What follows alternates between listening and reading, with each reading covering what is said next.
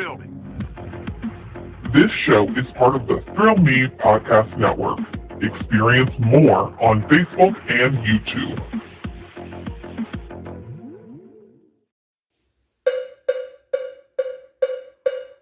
It's Review It Man, reviewing what he can. Movies are his jam, so let's get twisted, man. It's Review It Rob. Hey yo, welcome into a brand new episode of the Review It Rob Show. Appreciate you dropping in to hang out with me while we talk all things movies. This week's episode will be focused on review of Furiosa, a Mad Max Saga. We'll be talking that film as well. You'll get your news on this episode. We got horror news as always. We've got DC news as always. Those are mandatory to the show. And some other things that are happening in the movie realm to talk about, man. So all kinds of fun stuff going on. Furiosa. Let's jump into it. This is rated R for sequences of strong violence and grisly images. It is now playing in theaters at a runtime of 2 hours and 28 minutes. It's an action-adventure sci-fi film snatched from the green place of many mothers. A young Furiosa falls into the hands of a great biker horde led by the warlord Demetus. Sweeping through the wasteland, they come across the Citadel as the two tyrants fight for dominance. Furiosa soon finds herself in a non-stop battle to make her way home. So, what were my thoughts on this film? And to be honest with you, this might be one of the hardest reviews of the year for me. Maybe one of the hardest reviews ever for me on this one, because I'm a little mixed up on how I feel about the movie overall. And this kind of goes back to when the trailer first came out. I was like, oh, this looks cool, but I don't know how overly excited I am about it, because the Mad Max world is cool, don't get me wrong, but I remember watching that last Mad Max movie, I'm like, this is good, but at the same time, I'm not overly excited about it. So when the trailer came out, I was like, Anya Taylor-Joy, love her, right? Huge fan of her. She's a favorite actress of mine, so I'm definitely going to see it because of her. And stuff's blowing up, and there's car scenes, racing, and all that stuff. I'm like, cool. That's going to be fun time. That's going to be awesome. I'll watch it. Oh, Chris Hemsworth is like a bad guy character in this movie. Cool, whatever. But at the same time, the trailer wasn't doing for me what it was doing for everybody else who was like super jacked and excited when it was announced. So going into the movie, I wouldn't say I had the biggest of hype going into it or anything like that. I was just there to watch the movie, and and that's where I'm at now with this after seeing it. It's been a couple days since I've seen the film, and spoiler-free stuff coming at you, of course. I don't ever spoil movies on purpose, but I don't know where I'm at with this movie. I've heard some people say that it's awesome. I've heard some other people say that it's boring. I've heard it just is a mixed bag of emotions going on with this movie, and I'm not going to say that it was boring by any means. I don't agree with that. It's not necessarily boring, but I will say it felt like I was in there for 9 hours. And not that I'm bored. It wasn't boredom. It's just, it felt so unnecessarily long at points. And I know that it kind of seems contradictory. It's like, well, if it seems long, shouldn't it be boring? But it wasn't boring. There was like some really cool action scenes. I mean, every single chase scene was freaking fantastic. And Anya's acting her ass off. And these action sequences are cool. And we've got, her freaking doing these cool things. Just like in the other Mad Max movie we saw recently. There's like this cool stuff that happens while they're battling with the way they're using weapons and the certain innovative stuff they're kind of doing and all this stuff. Is like, all that stuff is cool and awesome and all that. And the story's not bad and it's all that. And I've understood going into the movie that this is a prequel. We're going back into young Furiosa's life, so I knew where this was going to lead up to and where it was leading up to and going to with her story and all that stuff. So I already knew all that going in. It's just watching the movie, I was like, this is good. This is a good movie. And leaving the movie, I'm like, it was a good movie. But at the same time, I'm like, it's not high on my list of the year. I've seen other films this year that I've absolutely enjoyed more. But at the same time, it's not to go against this movie because this movie didn't suck, right? Like I've seen worse movies this year, obviously. But at the same time, I'm like, I didn't leave the theater with like, man, that was freaking awesome, or man, that was so great, or man, that was terrible. I didn't leave the theater with anything other than that was a movie, which isn't the best way to, I guess, to review a film. but at the same time, I don't know where else to really go with it. It's like, it doesn't suck, but it's not great. That's just kind of where I'm at. Where I'm like, loved stuff of it, other stuff of it. I'm like, okay, fine, I get it. We're doing some story building. This is fun. Chris Hemsworth is doing his cool guy villain thing that he's doing here. Like, that's fine and all that stuff. We got our other villains we've seen before in Mad Max stuff, so we got this stuff going on, and it looks interesting and it looks cool, and the action scenes are really awesome, no matter how bad some of the CGI is in it, but it still looks really cool and all that. So it's like, what are we doing? But it's just that weird concept. I think we all run into this with movies where it's like, I watched it, I enjoyed it, I didn't hate it, but at the same time, I'm not overly excited about what I just watched, right? So where does that lead us into the whole overall aspect of it? Kind of mentioned already.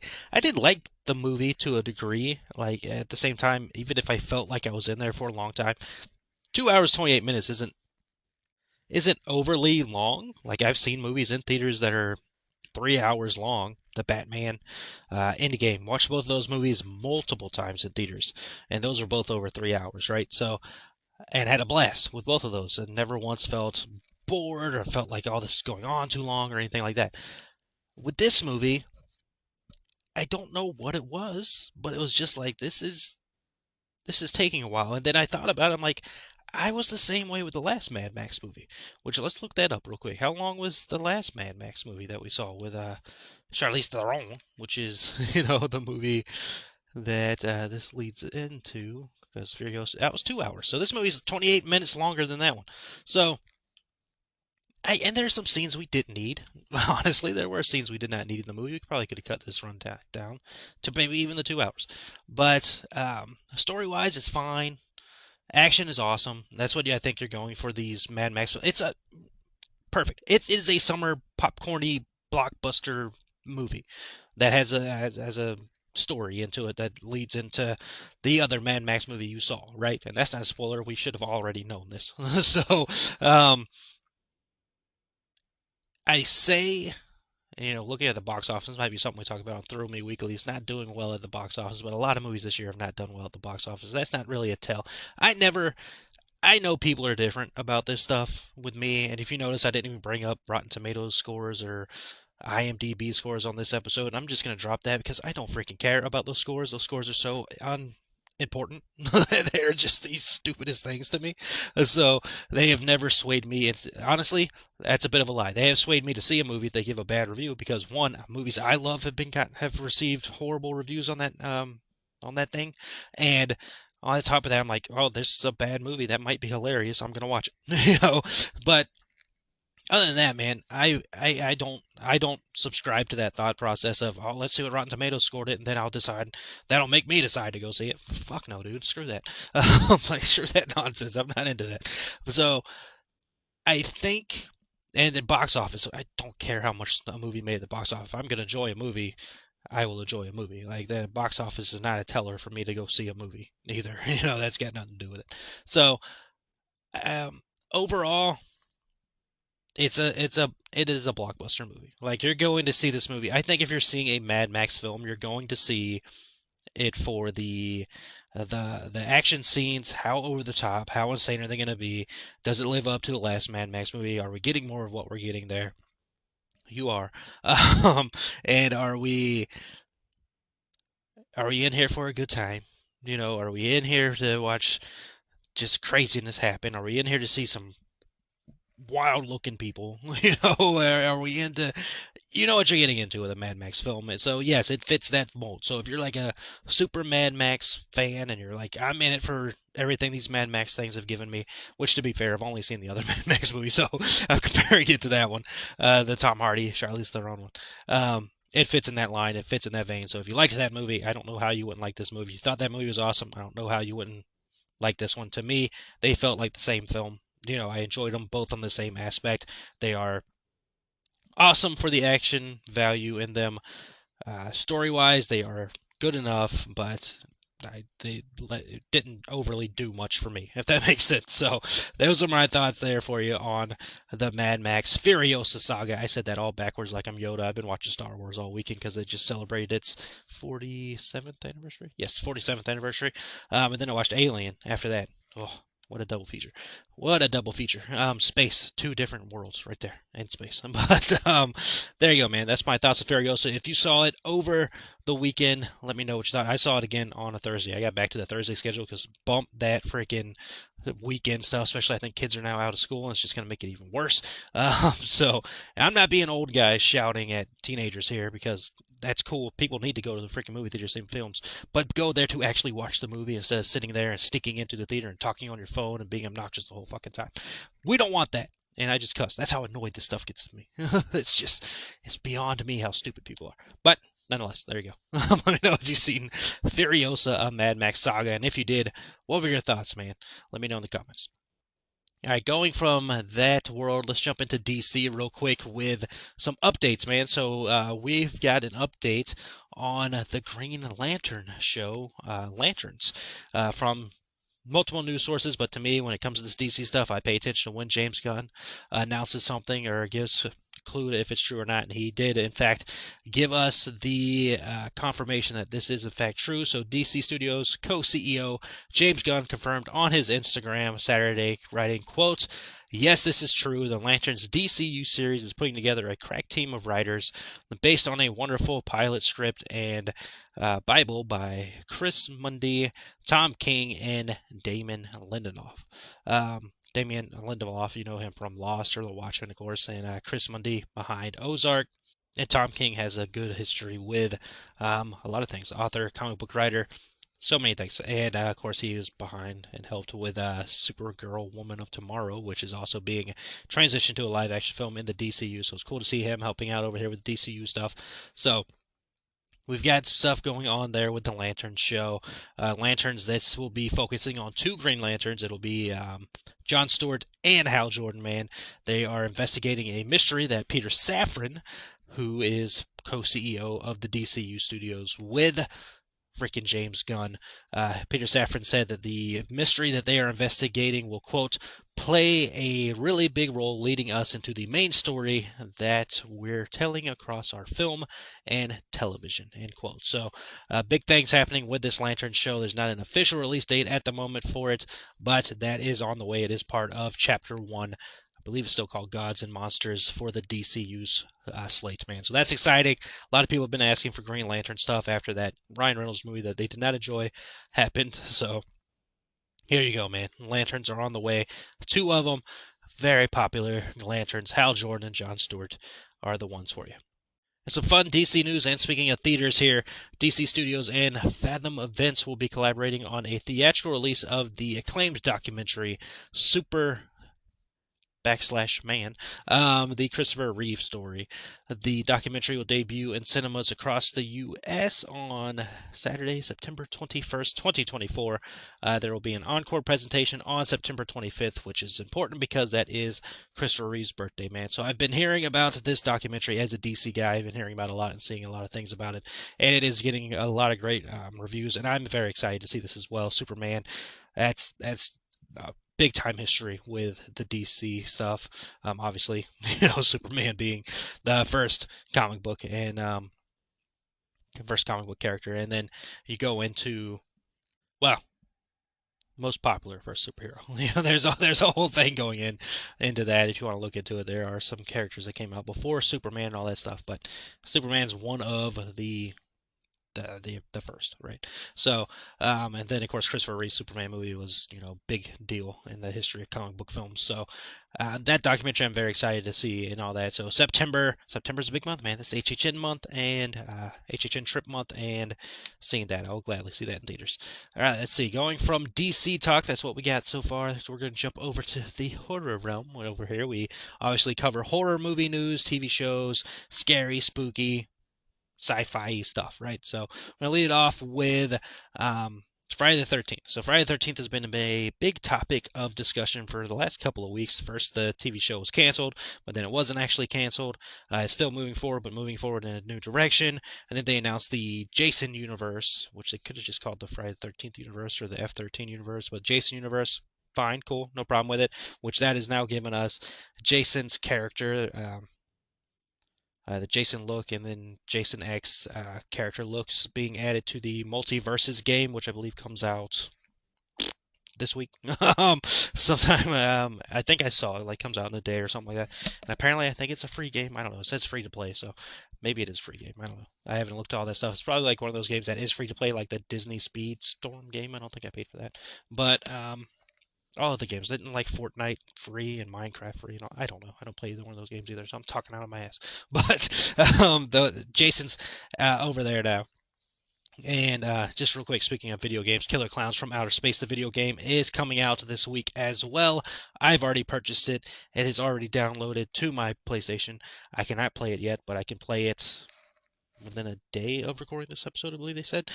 So, yes, they told me. They listened to my show, and they're like, hey, a day after your show comes out, that's when you play the game. Not really, but still, time. Anyways, for Jason, we're talking Friday the 13th.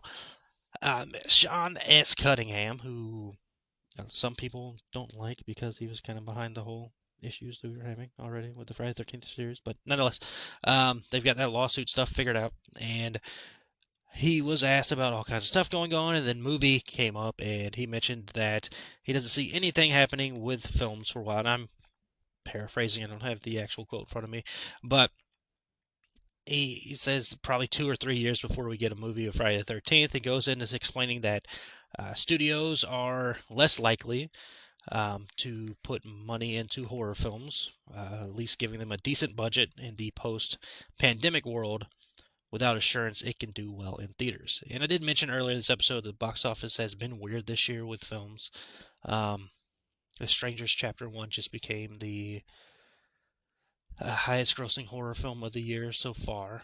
And I remember seeing it in theaters. I saw it on the weekend. It had pretty packed audiences. I heard some people, went to see it and they said their audience was packed for it as well. So it's horror's one of those genres, and again, all back in 1930s, is always just there.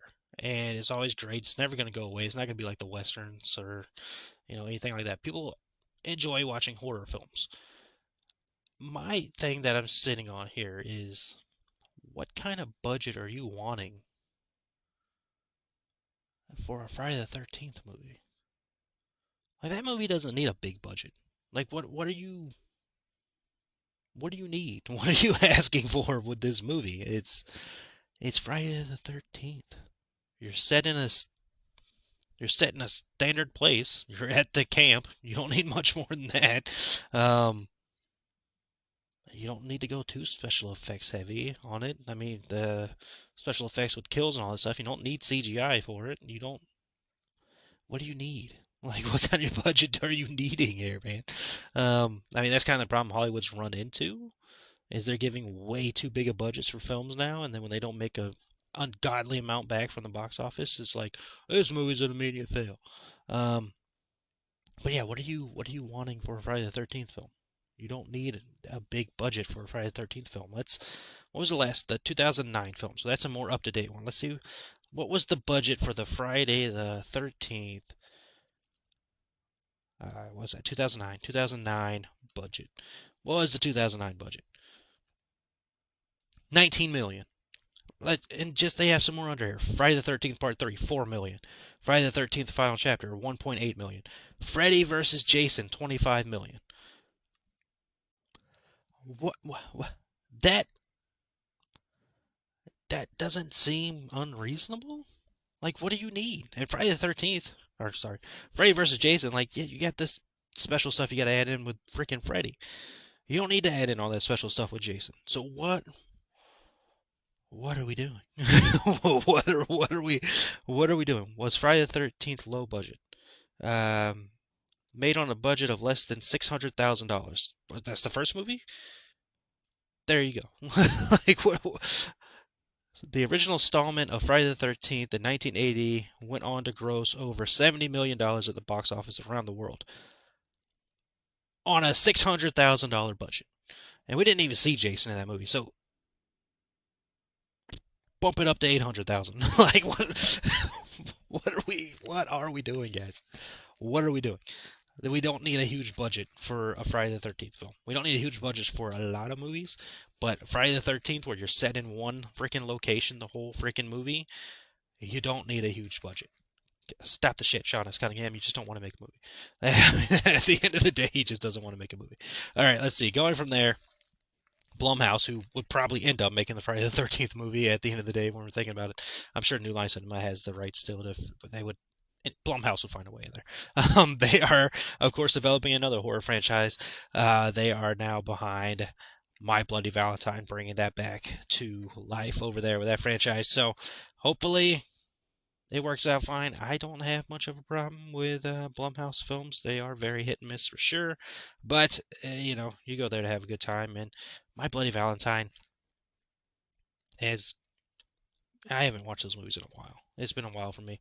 But they're fun little movies, right? To watch around the Valentine's Day time. So why not? Go ahead and do another one. Also, why not go ahead and do another one? The Munsters is being rebooted yet again. Not as many times as the Texas Chainsaw Massacre has had a remake or a sequel or a requel or a reboot or any of that. But nonetheless, the Munsters are back again. This reboot is being currently titled 1313, and for you those in the know, 1313, that is the address that they live on, 1313 Mockingbird Lane. It is currently not set up at any network or streaming services, but I would assume Peacock would be one that you would expect there, or maybe even Netflix, since they just had the Rob Zombie Monsters film over there. The new show is described as a horror series that, quote, lives and breathes within the Universal Monsterverse. Excuse me? Lives and breathes within the Universal Monsterverse. The fuck is the Universal Monsterverse? Like, I know the Universal Monsters and all that. Is that what we're calling that now? Because it was called the Dark Universe at one point. Universal Monsterverse. Universal Classic Monsters, the media franchise. Yeah, Monsterverse. The Monsterverse. That's the Godzilla. Yeah, it's Godzilla. So, wait. And you can Google this as well, because I typed in Universal Monsterverse, and the first thing that comes up is, of course, Universal Classic Monsters, but right under it is the Monsterverse, which is also stylized as another way of spelling Monsterverse. And it's an American multimedia franchise and shared universe featuring Godzilla and other characters. Like, what? um, ooh, whoever said that. So the Munsters is part of the Godzilla movies now. Is that where we're at? All right, all right. I'm sure they mean Universal Monsters, which if they are, then yes, that show will be on Peacock. But oh my God, that's hilarious. Look, I love the Monsters show from the 60s. It gets compared to the Addams Family a lot. You know me, I love the Addams Family. That's my main thing. But I did love the Monsters. The Monsters. Had a good time with it. I obviously enjoyed the Rob Zombie one. Again, that's a movie that gets way too much hate. Rob Zombie's a huge fan of the Monsters, and he did a Monsters film based on the Monsters in the style of the Monsters. So it's an enjoyable movie. I've heard a lot of people who actually enjoy that movie. I've talked to them about it as well. People who don't even like Rob Zombie all that much have said, which is still, how do you not like Rob Zombie? But nonetheless, they have enjoyed the film as well. So that was the most recent thing. We got the Monsters. You can always see the classic episodes somewhere, I'm sure. I think the YouTube page posts a lot of episodes. But nonetheless, they are coming back again. There was another show they did at one point in time with Jerry O'Connell. Is that how I think that's his name? From the kid from Stand By Me. So that didn't work out too well, and that was like a more serious tone. And from what I've heard, they're going in a more serious tone with this as well. Like, we don't need that, dude. Like, not everything needs to be rebooted to be more serious in the day and age. Like, we can have fun still in the Monsters characters. Let's have fun, you know. I mean, I'm still gonna watch it, obviously, but it's like the Addams Family. Again, I don't want to overly compare these two, but they haven't made the Addams Family super serious either. Like, they're still kooky and they're mysterious and spooky, So even with Wednesday, that was more recent. Like, that was pretty dramatic. Yeah. Huh. But it's still goofy enough and kooky enough. I don't know, man. Like, I don't need my monsters being super serious. I don't know. Let me know. Let me know what y'all are thinking about that. But obviously, it can't be too serious if they're hanging out with the Godzilla universe. I can't wait to see Godzilla and Kong versus the monsters. What a freaking awesome thing that's going to be. Right, the last bit of horror-related news here. I consider this horror news. Some people don't. I don't know why. If Jaws is horror, then Jurassic Park is horror. But Tobin Bell is rumored to be cast in the new Jurassic film that they're working on. Tobin Bell, of course, you know him. You might even call him a Scream King for his contributions to the horror franchise world with Saw, the Saw franchise. And he could just return for Saw X, and he should be in Saw X1. Is that that's the 11, right? Yeah. X1. It is late. Ooh, and I'm still laughing off of the freaking Godzilla monsters thing. But that's cool. You know, it'd be nice to see him. I'm excited for Jurassic. Like, you tell me, give me something Jurassic. Like, they just released an animated Jurassic deal that I need to watch. Just hit Netflix. Whatever the heck it's called. Jurassic. Oh, Lord. Netflix. Jurassic World Chaos Theory. Jurassic World Chaos Theory. Yes, Chaos Theory. I got distracted by Camp Cretaceous because that's something that's happening as well. But it is Jurassic World Chaos Theory. So yeah, I'm excited about that. Cool to see Tobin Bell in something. I just hope he doesn't try to ask one of the dinosaurs if they want to play a game, because guess what? That's not gonna go well. I know, stupid, terrible joke, but hey, if I had to live through those stupid, terrible freaking jokes about Robert Pattinson being Batman, I can freaking do one of these for Tobin Bell being in a Jurassic film. All right, let's jump into some other bits of news circling around the movie and TV realm before we close this thing out. Daniel Radcliffe has been asked about the Harry Potter TV show that's in the works over there at Max, and he seems to be pretty uninterested in doing it, but for a good reason, I think. So he said, quote, "I don't think so," when asked about if he'll be starring in the series in any capacity. Goes on to say, quote, "I think they very wisely want to have a clean break, and I don't know if it would work to have us do anything in it. I'm very happy to just watch along with everyone else," end quote. Which, awesome. I agree with that. Like, it's fun. I get the fun and the nostalgia beat of when something gets rebooted from our childhoods, that we see one of the characters being played by somebody that was in the original version. Like, that's fun.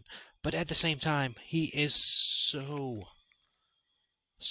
noticeably as Harry Potter. Like, who, you can't get away. You have to pack some heavy freaking prosthetics on him to cover that up, or just have him voice a character or something like that. And you don't want to do that. Like, I like this. I like that we're starting fresh. We're starting new. We're doing something good. Look, I enjoy the Wizarding World. I have a great time in that world. I'm excited for this show, and I'm excited that they're following, from what it sounds like, they're going to be following the books, and each season's going to be more focused on each book and all that stuff. I like that. I enjoy that idea. Would it be fun to see Daniel or Emma or Rupert or anybody from the original series that's still with us to be in here? Yes, it would be fun, but we don't need it. It doesn't need it. It's time for a new start, right? So I'm excited for it. It sounds like he is excited for it, which is good to see. So yeah, I'm fine with them going that route as a Wizarding World fan, as a Harry Potter fan, and somebody who's loved that series for since the start of it. You know, when the first book came out and all that. I'm more than happy with them going in a fresh direction here. So I'm excited about that. Let's see. Daniel Craig, it has been announced, will be returning as Benoit Blanc in the Knives Out movies. They have not announced an official release date, but they did say the next film, which they did give a title. It is now titled Wake Up Dead Man. Interesting. That will be releasing next year in 2025. This will be Netflix, just like the last one. Glass Onion, but cool. It's fun. I've enjoyed and had a good time with both films, so I'm glad they're doing more stuff over there with that. Mystery films are fun. It's a good time. Like I mentioned, that first Knives Out film was a great time. Glass Onion was a really good time. So just excited who they cast, man. These films have been known to have these big cast in them, so can't wait to see who they end up getting for this one as well. But that's fun. I'm glad Daniel Craig's having a good time with it. His character is pretty cool in those films. So excited for more of that. And then last thing to touch on here is freaking, it's like Friday the 13th kind of. It's an ever-going saga of a franchise. Update on the Pirates of the Caribbean um, films. So they are still rebooting it. They are still doing a new reboot film for the Pirates of the Caribbean. They're also apparently still doing the Margot Robbie one, even though it's not in the best of waters, if you will. It's terrible, but also works. Jerry Bruckheimer, who is a producer behind the franchise, has given an interesting update.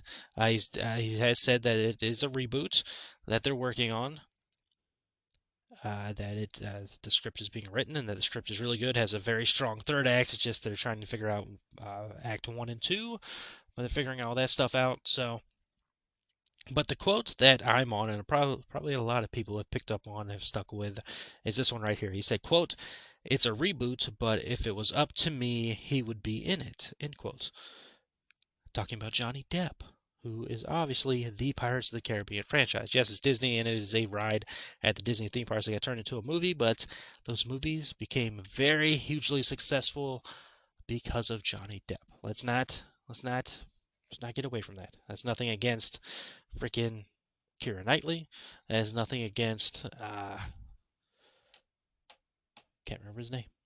What is his name? I know I can easily Google it, but I'm trying to test my memory right now. He is oh my god. Blanking.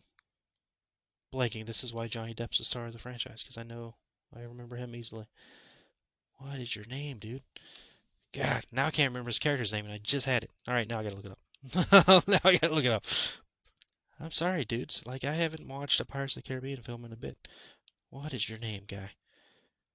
Orlando Bloom. There we go. Will Turner. Yeah, Penelope Cruz was in one of those movies, wasn't she? I need to rewatch the Pirates of the Caribbean franchise. Maybe I'll do like a Nightmare on Review Street special, but like call it hanging out on Review Street or something, because that's not a nightmare. um, but anyways, he said that he said, "quote It's a reboot, but if it was up to me, he would be in it. I love him. He's a good friend. He's an amazing artist. He's a unique look. He created Captain Jack. That's not on the page. That was him doing a little Pepe Le Pew and Keith Richards. That was his interpretation of Jack Sparrow." End quote. Um, the interesting things to pick up on here. So obviously the guy who's producing the film is into having the star of the franchise back in it, even though it's a reboot. Which we were just talking about that with the Harry Potter show, them doing a reboot or and all that, not having any past characters and all that stuff, which I get. Pirates, yeah, I get it. It's a reboot, so we're trying to start fresh and all that stuff. But it's so you want to see Captain Jack Sparrow, right? And there's only one Captain Jack Sparrow, and that is Johnny Depp. So even if it's just like to show up in the movie, like that'd be cool. Like that's the difference here. That's the difference between the two.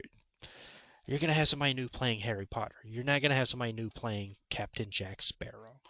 At least I don't think they would. That'd be dumb. But there's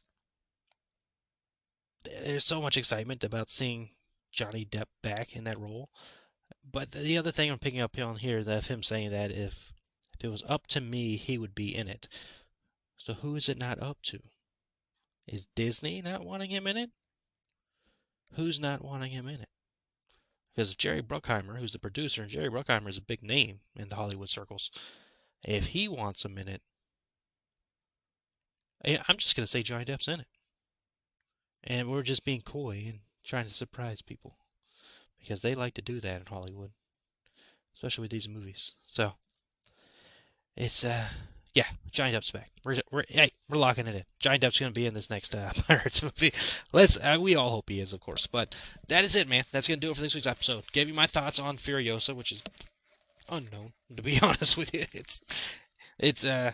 It's my thoughts. Let me know what you thought if you saw Furiosa in the comments. Let me know about that. Friday the 13th, how you feeling about the dude man saying they need a big budget, apparently, for the next Friday the 13th film. The monsters exist in the freaking Godzilla Monsterverse, apparently. What else did we talk about here? Green Lantern show, Wizarding World show, new Knives Out movie, and Captain Jack Sparrow may be returning to the Pirates of the Caribbean franchise after all. We shall see. But nonetheless, that's going to do it for this episode. So I appreciate you all hanging out and checking out with me. If you haven't got tired of listening to me on this show, I did a guest on my brother's show, the Metal Groove podcast. We talked Skid Row, we talked some Motley Crue, we even talked some Spice Girls, man. So go check that out. That was a good time to do. That's the Metal Groove podcast with my brother Tombstone Josh. I also was on Haunter's podcast last week talking about all the original Halloween Horror Nights houses that have been announced. That was a good time. That was an awesome time. I always love talking Halloween Horror Nights, and we've got this for you, man. So appreciate you all, as always, joining in and hanging out with me while I talk the film stuff, man. I have a good time doing the show, and I hope you have a good time listening. But that'll do it, man. Appreciate you all. Hope you have a wonderful rest of the day, week, month, year. And as always, remember that happiness can be found even in the darkest of times, if one only remembers to turn on the light. Talk to you all next episode.